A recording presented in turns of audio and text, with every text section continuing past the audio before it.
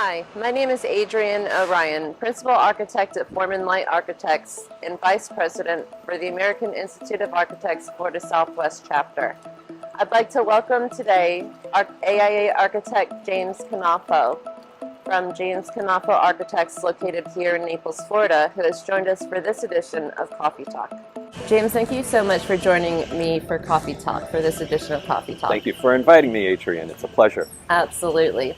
So, James, you have been in Naples longer than most people, right? Yes, I have. We are a transient town. We have a lot of people coming, but you're one of those kind of mainstay architects.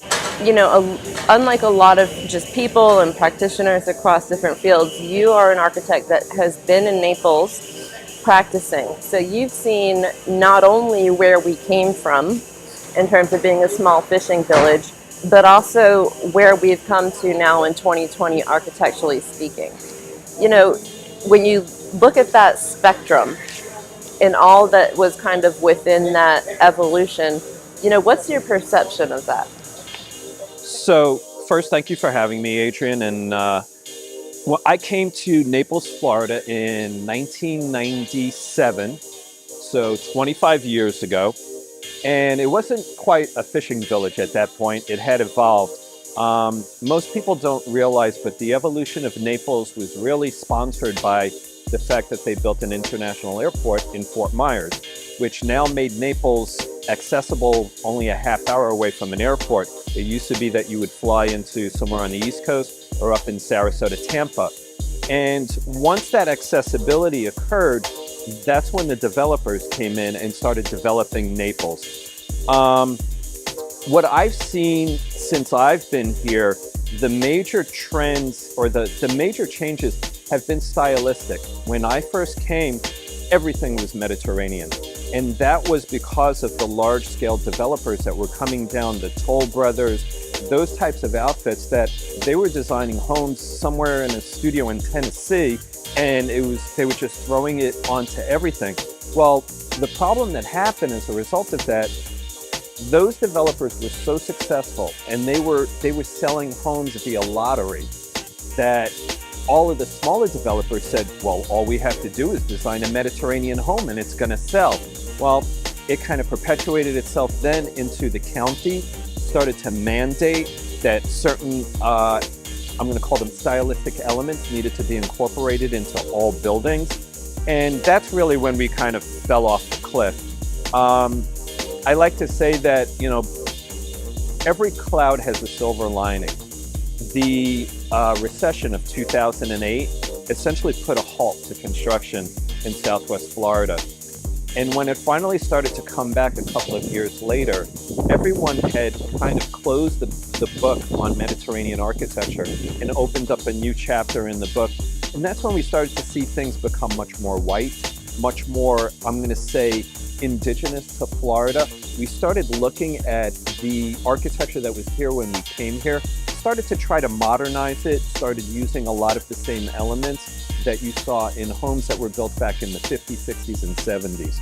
So that's kind of been the most interesting thing for me. And what I'm starting to see now is even a shift towards real modern architecture, where, you know, flat roofs and very, very sleek lines and the type of thing that we're used to seeing in Miami or the East Coast or in Europe starting to come to Naples, which I think is great. What I like to do with my clients is when I start to engage with them, I'll sign them up for a magazine in hopes that they'll start flipping through it. So I've signed them up for magazines like Dwell, Architectural Record. Now another good one that's out is Residential Design. And it just kind of starts to expose them to what architecture should be as opposed to what they think it is. If you're constantly looking at Architectural Digest and coffee table architecture, that's what you believe it is. It's not their fault. They just haven't been exposed or educated. So I try to do that. I'll also buy them books on the subject. So, you know, if we're doing a house on the beach, I'm going to go get a handful of books about architecture on the beach from all over, and they'll start to flip through it and come up with ideas and say, we love that, we love that. And now you've kind of engaged them into this, I like to say, creative dialogue, as opposed to we want that kind of column and we like this kind of roof. It becomes more about ideas and lifestyle as opposed to stylistic elements. I'm going to say that the thing that I enjoy most about being an architect is the relationship that I develop with my clients. And at the foundation of that is, how do you build trust with your clients so that they're willing to take chances with you? And it really is all about, how do I build that trust from the very beginning so that they're willing to entertain trying to do something a little bit differently. And if you can do that, you're going to find that your clients are going to let you be a little bit more creative and let you kind of drive the design a lot more than if they just feel, well, you're an architect, you're going to draw the plans, and this way we can get the building permit.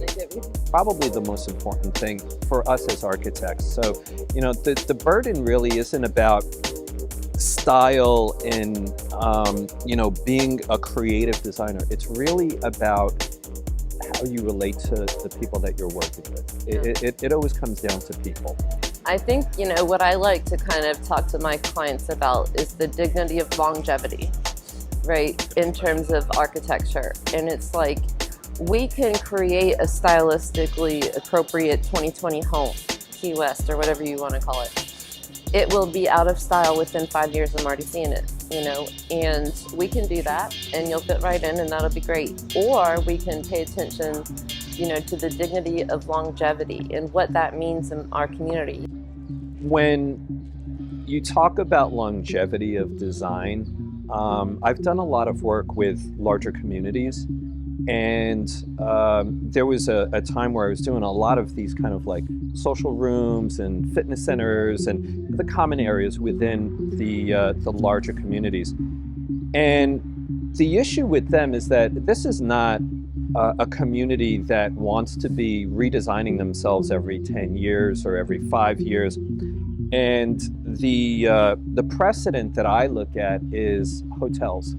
Yeah. Because a hotel always has to have a certain brand, and it needs to be consistent along that whole brand, be it if you're in Hawaii or you're in New York or you're in Tokyo. There needs to be a consistency to the brand. And hotels can't afford to rebrand themselves every 10, 15 years. Right. So when they do something, it has to last a long time. So I look at the way that hotels do things, and they always seem to hire very good designers. Hotels invest in design, and they allow those designers to kind of push the limits, because they know that if they're going to be a little bit, I don't want to use the word futuristic, but ahead of their time by a few years, it buys them a longer window of being current. And I try to bring that to whenever I'm working with clients that, you know, they really want to stay current for a long time. And the larger communities are very focused on that, because, like I said, it's a major endeavor to be redesigning your community every 10 years. A home, it's a little bit different. You know, you update the bathroom, you update the kitchen, maybe a different coat of paint. Some arches. Yeah, it's stuff like In that. 5 years, we're taking off all the corbels and the fake cupolas. It's not as much of an endeavor, but when you're working with the larger communities, it's important that you're kind of ahead of the curve day one. So that's a lot of fun. So we are in a cycle, it's kind of a cyclical thing, and I've seen it now in my life growing up here, where, you know, we had the 1990s come up and then we tear them all down. Now we've got the Key West coming up. Guess what? They're all going to be teared down. And this concept where you talk about, it's expensive for a hotel to rebrand itself. Well, it's expensive for our town to do that. And also, when a building is demolished because it's stylistically, you know, out of vogue, that is a huge burden on our waste stream, right? You know, when you think about building waste and what that means in terms of the environmental impacts. And so I've been looking into, for this area, I think that there's an interesting concept that if we want to engage this kind of trendy architecture, and that's just what it is, I'd be curious to know your thoughts on a concept called material banking, where you acknowledge, yeah, this is a trend house, it's a Key West house, it's got a bunch of corbels, but I'm going to material bank this house and design it in a way so that the lumber, when it's ready to come down, you're going to actually make money on the demo, because it's going to be done in a way where designed in a way where your metal doesn't have to be melted down. It's already set for the next use. Everything's been commoditized, so then you can easily sell and stack, or however that is. But a way that if our community just wants trendy architecture and they want to tear it down, do us as architects, do we have a responsibility to push back, educate, and say, no, that is wrong, we need to develop longevity, or property rights, developer rights, and say, okay, fine, push back and say, well, we need to be, kind of more, give a little more forethought into how this style and type of architecture works. So I'm going to take a couple of steps back, because I think that there's an interesting phenomenon in Naples that maybe is unique within even the state of Florida. Florida by nature is a transient state. A lot of people move here from someplace else. Not many people are originally from Florida. I think in Naples, that phenomenon is exacerbated because what you get are the retirees come here permanently to live once they're done working. So what you've got is a majority of demographics of people that are going to be around 20, maybe 30 years. So what happens is they come, they build their home to be current at that moment, and then eventually what happens is when they pass, then that property, that house gets sold, the next family comes in and they start all over again. So to me, it's an interesting phenomenon that exists to a great extent here in Naples, as opposed to, where I grew up, you bought a house or you built a house and that house stayed in the family for generations. You don't see that happening here as much. It does happen, but it's not the exactly. So this idea of material banking, I've never heard this concept, and I'm kind of thinking through it. I think that the important thing is going to be the infrastructure for a company to be able to come in and take apart this house so that the materials are still usable, as opposed to just the bulldozer showing up and bang. And how are they going to make money on it? Obviously through resale of the materials. I think as well, down here, because of the way that we have to build with block and concrete and steel, it is more challenging, but that doesn't mean that the finishes can't be recycled. And with everything going green now and being much more environmentally conscious, I think that it's an interesting idea. We'll have to rethink about how we put things together, though, so that they can be more easily disassembled. It would almost be I'd picture like an IKEA. 1, 1, 1, 1, 1. Here's all your ones. Here's your lumber. Here's how you take it apart. Here's how you make that money. Little wrench that they give you. Yes. You can put the whole house together. Literally, that little key. Concrete print, the 3D printed concrete. But I just think as architects, I like to think that we are problem solvers. Mm-hmm. I think that's a skill set that we have to be good architects. Mm-hmm. And so to the extent that I think that this phenomenon of just this cyclical build it up, tear it down, and the waste stream that generates the idea of material banking and how can that be made efficient through an architectural lens would be one that I think could be applicable to this area. So kind of along that vein, I feel like there's lots of architects in our town, lots of talent. And I feel like there's a couple that I know personally that I feel like they understand architecture in a way that's perhaps more in line with, the academic understanding, the classical understanding, that kind of,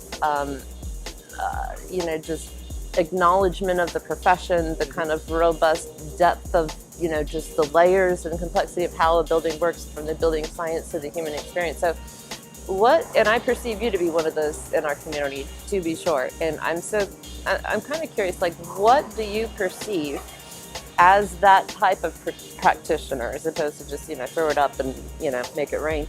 What would you perceive the role of an architect to be in society, or what do you think it should be? I enjoy being an architect for the reasons that you just spoke about. It has a lot of depth that I can be as creative as I want to be, and at the same time also I could just be a simple problem solver. And I've often said that you really have three different types of architects. You have the basic architect that knows how to solve a problem and do it efficiently and effectively. And that's a competent architect. Then you have the architect that always manages to solve a problem maybe in a little bit of a different way than what is expected, because they just think a little bit more creatively. And that's when you start to have a little bit more fun with what you're doing. Then you have the third kind, which are, I call them the form givers. They're the ones that, yeah, they're going to solve that same problem that the first architect solved, but they're going to solve it in a way that nobody could have ever imagined before. And those are the ones that inspire us. And, you know, it's truly a gift. And at the same time, it's something that it's a skill that you learn. And I like to say you have to learn the rules before you can break them. And I'm constantly going back to the education I had when I was studying in Florence, Italy. And I really learned classical architecture. I still go back to my old sketchbooks from when I was there and looking at proportions and all of that. And I constantly find myself kind of applying those rules and that rigor. But at the same time, I'm always asking myself, how do I break this? How do I break it and still have it be classic in a way? So that's the way I kind of look at architecture. You got three different levels. And I think on different projects, you kind of pick where you want to be, because I mean, I know that I'm not always put in a position where I can be a form giver, but sometimes, you know, I'm providing a service to people that need my service just to solve a problem. And maybe I can do it more effectively and more efficiently than someone else can. I would rather do that for a good client than to have them go to someone that's going to work for half the amount of money and make a mess of the project. I would rather just solve a problem very quickly and very efficiently for them. I want to go back to IKEA. You mentioned IKEA. Yeah. So I think that you've got a really good analogy in this idea of how can we start to put together, on a simple level, houses that are almost like IKEA, that they're very easy to put together and then they're easy to take apart. Now, we're architects, and at the essence of what we do is we draw. I've put together IKEA furniture and I've put together furniture from China, and I get very frustrated when I have to put together China furniture because their instructions are terrible. I look at IKEA instructions, there's not a word. Everything is visual and graphic. What do? We draw. So I think that we're uniquely qualified to kind of take the lead on how we do drawings to be able to make this happen. I don't want to give that task to just, you know, some guy that's working in the factory. I think we need to take the lead on how we can monitor, what was the phrase that you used again? Material banking. Material banking. I think we need to take the lead by the way that we can draw how things get put together. I think I agree. And you know what? That's maybe a side project that James Knafo and Foreman and I, we work on that. We figure that A little one out. cottage industry. So, you know, I'm going to reverse a little bit back to this concept of, you know, I don't know, I'd call it a hierarchy, because I think that they're equal for different reasons. But the three, you know, types of architects that you described. And for me in architecture, I think I have a real problem with efficiency, right? Because I think what happens with efficiency is you could get any manager, like you say, that could come in and they could take a broken system or a bad problem and they could come up with a really great solution for it, right? And there's a solution to a system that is fundamentally flawed versus that next type of architect that you're describing, where they would look at the solution, come up with an answer, but guess what? They're going to try to solve part of the original problem. They're not just going to work within the confines and almost compact the issue. They're actually going to break free and try to solve the problem to ameliorate even having to solve the issue in the first place. And then you talk about that third one. Well, now you can really just reinvent, you know, what is it, and then you can just avoid the problem altogether. So I just think that's interesting in terms of how you think about those three types, and that you express that there's a fluidity of an architect to move between the three. It's not like, oh, you're this, or that. You literally are just what you need to be at the time. I think when you meet your clients and you start to listen to what they're trying to do, instinctively they're going to try to tell you what to do because they don't know how to express what they want, how they want to feel when it's over, how they want to feel looking at their new house. I think they're going to tell you, we want a 5-bedroom house with 4.5 baths and the kitchen over here. And I think it's important to really listen to what is the lifestyle that they're describing, because it's when you're sensitive to that, and then you come back with your first attempt at the schematic, and you can point out to them, I know we spoke about a 5-bedroom, 4.5 bath, but because you said this, and because your family likes to do this, I was thinking maybe a 4-bedroom with a guest suite, because you do have elderly parents and maybe they're going to need to come and live with you someday. And all of a sudden it's like, that's when you develop the instant trust. Yes, trust And building. now at that point, it's like, we're being so well served because he's listening to us. Now they're going to start to let you dance with the creativity a little bit. And to me, that's kind of what gets me off about what I do. It really is. It's just connecting with my clients. Some clients are better at being able to express what they want to feel and what they want to experience than others. But your job gets easier and harder depending on your clients. Well, I know you know Andrea Clark Brown. She was actually my thesis advisor at Syracuse University. I know that she was. I graduated thanks to Andrea. And I think she was a professor for Victor Latavish as well. So she's the reason I moved back home, was to work with her. Brilliant architect, just absolutely brilliant. Designed every church that I grew up in. Wonderful person. An amazing person. Wonderful person. I mean, We're very lucky to have her here in Naples. Truly. And one thing, when I was working on my licensure and she was a mentor for me, she would always talk about this concept that you talk about. What does the building feel like? What does it sound like? What does it smell like? What does the taste like? What is the, sense? Do you go from hot to cold? Do you go from compressed? She goes, these are the questions you ask your clients. Don't even ask them about how many bedrooms they want. Don't ask them. And so I just hear her voice coming through you with that. I'm like, yeah, that's Andrea right there. And I think it's so important. And I think that's how, when we talk about, creating an infrastructure and an architecture that has the dignity of longevity, taking her approach that you're articulating and that I understand too, and approaching it, how is that going to make a human feel? Because human needs are universal. From now to 100 years from now, if you create a space that makes a human being feel comfortable, that is good architecture. Adrian, it's like everything else. If you can touch somebody, you have their trust, and then you really have a relationship at that point. And I think the relationship between an architect and their client, same thing. You have to touch each other. And I really do think that that's probably one of the things that is disappointing about our profession. I think that too many architects are really just trying to, they're trying to do a really cool building, as opposed to, what is your client trying to feel and experience? Now, how do you use your talent to make that happen? I'm not worried about making a beautiful building. Whatever my project is, I know I can make it beautiful. But how can I make it beautiful uniquely for that client, as opposed to the next client that I get that's going to be completely different and I have to touch them in a different way?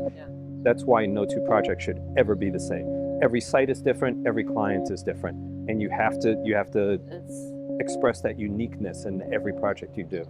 Yeah, no, it's so true. I mean, I love the phraseology that speaks to that talks about your client's problems are building material.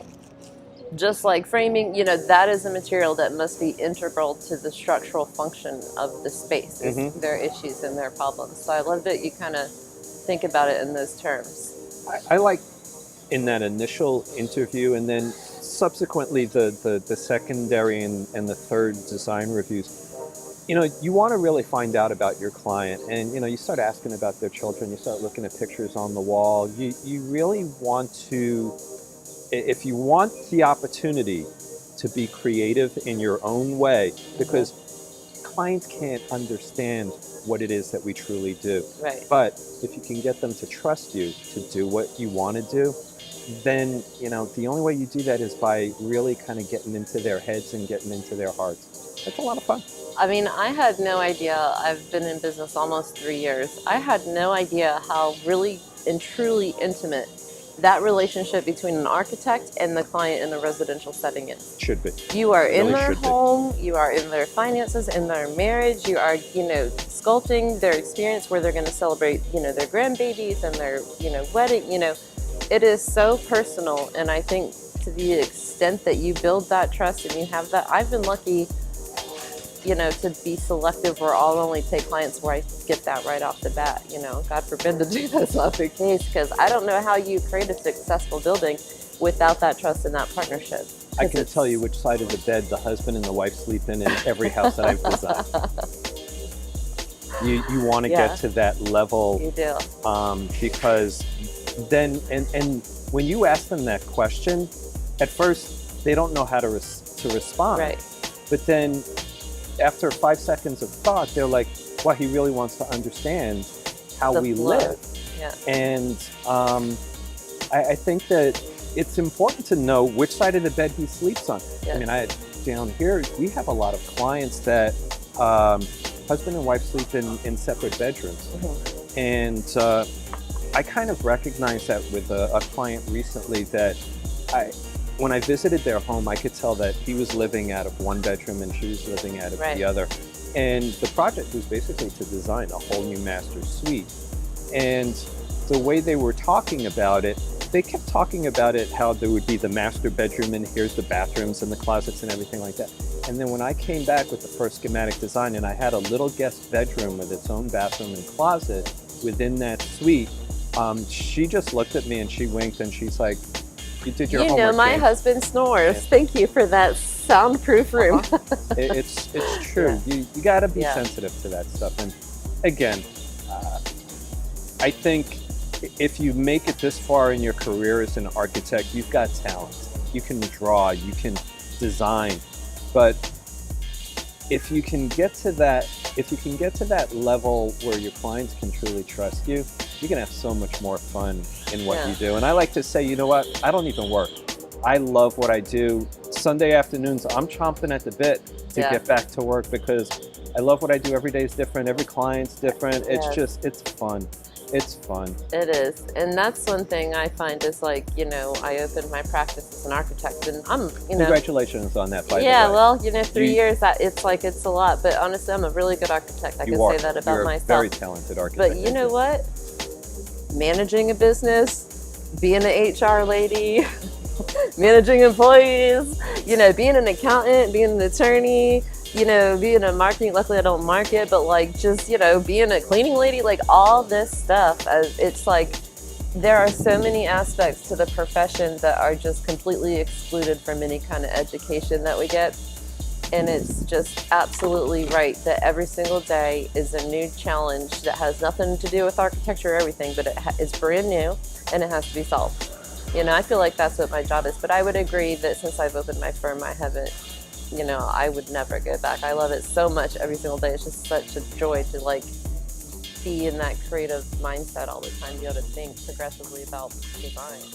So I've had my firm now for 19 years. And I was very lucky to learn an important lesson very early in my career, and I'm going to give you the advice. I moved here, as I mentioned, 25 years ago, and I like to say I was professionally and romantically recruited at the same time. My fiance's family had just moved to Southwest Florida, and she would call them on Sunday afternoons and she would cry, and that's when I decided, let's go visit. Then one of my college classmates that had studied with me, and we actually did a project together while we were studying in Florence. He had come down and opened his own practice. Now, Mark Leonardi.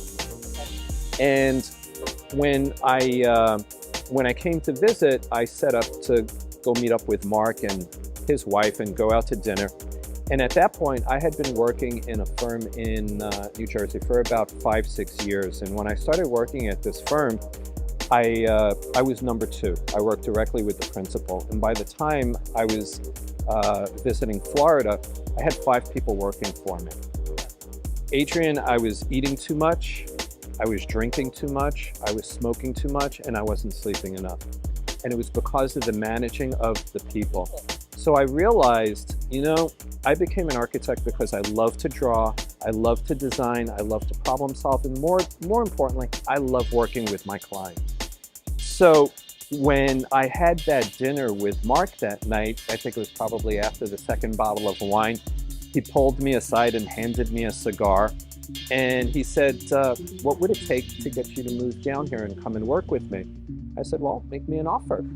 And he made me a very, very generous offer. And I said, well, Mark, this is really going to be the big thing. I explained to him just what I told you about managing staff. And I said, if you can promise me that when you hire other people, I'm not going to be the one responsible for managing them, then I'll come and work for you. Yeah. And I did, and I worked with Mark for 6 years. He taught me how to be an architect in Naples, Florida, as opposed to where I was an architect prior to that. And thanks to Mark, I think I am the type of architect that I am here in Naples, Florida. And I've managed to keep my practice very, very small. And Adrian, intimately, I don't do well managing people. Oh, I don't either. At all. I am independent, I am bossy, I am not patient. If people don't get something right away, I'm like, what's wrong with you? Like, I am not a good, kind, patient person. It's not my strength. But that's all right, because I have other strengths. But I think the concept where you could, kind of recognize that about yourself and then take active steps to make sure that you don't have to deal with that part and you can focus on what you love. And then, yeah, exactly. But I think that's fun. Part of the unique part about Naples is we can, as architects, keep our firms really small. We don't need a ton of work in this town to just do really well and live, a fun life that we live. So I think that's unique for architects who oftentimes do get thrown outside of their wheelhouse into these roles that they're not, tailored for, haven't been learned for. So I think that's interesting, and I'm probably going to follow your same approach because the stories we should exchange one night, I'm like, I can't even.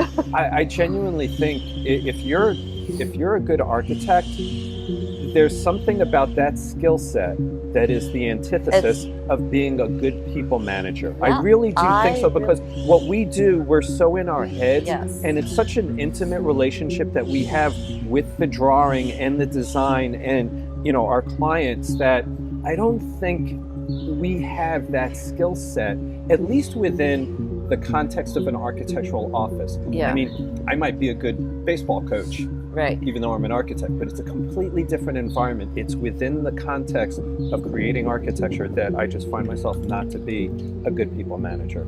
Yeah, me too. It's incredibly frustrating when you work so hard on something and you expect people to just know it because it's in your head. So obviously they should know it, and then they don't. Like, what's wrong with them? Yeah, so in terms of just, some people don't want to answer this question, and that's fine. You don't have to. You can choose a different region. But in terms of Naples, other than me, obviously, who are your favorite, maybe top 2 architects in town? We talked about Andrea, and of course, I love every project that she's ever done. I think that Naples, Florida is extremely fortunate to have Andrea as an architect here, and she's done some really beautiful landmarks within our community. I mentioned Mark Leonardi as well. I think Mark is an extremely talented architect, and again, he taught me how to be an architect in Naples, Florida. If I had to pick one more, so there's a house that's going up along 3rd Street. Okay. And the firm that did it is Staft Cooney. I think I know the building. However, I was at a reception a couple of months ago, and I ran into one of my fellow board members when I was on the board of AIA, and we got to talking, and she mentioned to me that she was with Staft Cooney. And I said, oh, there's a house that your office did on 3rd Street that I absolutely love. And she's like, it's this. And then I was like, yeah. And she's like, I did that. I was like, Dust it Irma, off. that is a beautiful piece of architecture. Her name is Irma Sifa. I believe she's from Croatia. She's been here for quite some time, and she just recently opened up her own office. And I think Irma is going to be a very valuable asset to the architectural community of Naples, Florida. So a little plug for Irma. I'm very proud that she's gone out on her own, and she's going to do beautiful work. She's very talented. Well, I think that our town, like I say, it's unique because it does support, you know, architects that are artistic, intelligent, want to be architects, don't want to, you know, run some big, you know, and then, you know, the residents get to benefit from that. So far as we can draw more talent to this area, I think that's important because especially, you know, I am the vice president of AIA this year, and when you look at the analytics for our chapter. Does this mean you'll be a president next year? This means I'll be the president next year, yes, sir. So I'll do the very best I can. But when you look at the analytics of our community, we've got, I think it was like 60% of our membership is over the age of 60. Right? 60, 65. Well, what I'm recognizing that is unique about our area is, number one, in the next 10 years, we're going to have a major architectural brain drain. Because everybody, unless you're a Herb, you know, and you're going to work till the 90s, and you're going to have a bridge named after you and Marco, God rest his soul. Unless you're him, and rest in peace, and lots of architects do that, but you know, a lot of folks, I imagine, you work really hard, guys, you know, everyone's going to want to just retire and relax. That's going to be a huge brain drain on our architectural community. So that those of us that are left are, you know, going to be sought after, but also what I'm afraid is going to happen at that point is when we don't have the robust numbers of just actual architects like we do, the actual talent, then it's going to be outsourced to the developers and further, you know, kind of compound this issue with redefining architecture to be something so reductive. So that's kind of where I'm thinking, you know, and we're kind of in that same cohort where we're going to see that happen. So I wonder, you know, do you ever think about what that means in terms of our area and, you know, density, or how the built fabric is going to change? So you mentioned Herb Savage, and we used to affectionately refer to him as Senator Savage. And the reason why he was nicknamed Senator Savage was because Herb represented our profession here with dignity, with upstandingness, when he spoke, the whole room heard him. And I remember going to meetings, I remember going to AIA Florida convention, and Herb was known by everybody. Yeah. So here was a gentleman that everybody knew he was an architect. And he knew that he had a responsibility to represent our profession in a certain way that brought us respect. And I look at our group, and I say, you know, we need more people like Herb Savage that want to go out into the community and play the role of architect and represent our profession for the, you know, the greater good. And I mean, the AIA really is kind of tasked with that mission. And it's a hard thing to do because you need to be very active in a lot of different things. Yes. And to get architects to start to get involved in all these different things, it's hard. Especially because we're busy. It's a challenge, but it is important. Yeah. It's an important thing to do. In terms of going forward, yes, we're going to lose a generation of architects. But I think that the way that this area is developing, we can start to afford to have more architects move in. I know that I get a lot of work just simply because there's nobody else to do it. Well, and you know, these are clients that I don't want to say no to them. Do I have the time to do the project? No. Most of the time, no. Do we ever know? You figure it out. You figure it out. You don't want to disappoint your clients. So I think that we're kind of in a nice position now that more people can start to come down here and kind of lighten the load a little bit. But again, it's a hard town to kind of get into new, though. Yes. I'd say especially now. I think, just living here is cost prohibitive. Hmm. Making the connections, being I mean, I think in terms of maybe Getting work. some other places, it's not an easy town for a new architect, which is an interesting type of. It's not like, oh, let me do finances. You know what I mean? In But Naples, people don't go into the yellow pages or they don't Google no, to find an talk architect. They go to their neighbor that exactly. just built And the if house. you're just coming in, yes, It's a big place that works like a small town. So yeah, again, it's why I say it's so important on how you represent yourself as an architect in this town, and also the relationship that you built with your clients, because that's how you're going to get work. yeah, It's yeah. through people. Well, I don't want to take up too much of your time. I know you're busy, as am I. But I want to ask you just one final question. What, if you could recommend 3 books, what 3 books would you recommend? Number one, The Fountainhead. Obviously. It just, I mean, I talk about Herb Savage and integrity, and it's like Herb was our Fountainhead here. He was the Howard Rourke. He was our Howard Rourke. Thank Okay. you. I don't know about a book, but Blade Runner was an incredible movie. That's when like a futuristic architect. futuristic. It was Harrison Ford. It was cars that flew. It was a lot of it was in Frank Lloyd Wright structures, Oh, really? and a lot of it was like in futuristic cities. But Really? to me, it just kind of opens up your mind as to what the future might want to Interesting. look like. Are you a futurist? And you're, I like the future. Me I too. think the future is cool. I'm a total futurist. I think the future is very cool. I do too.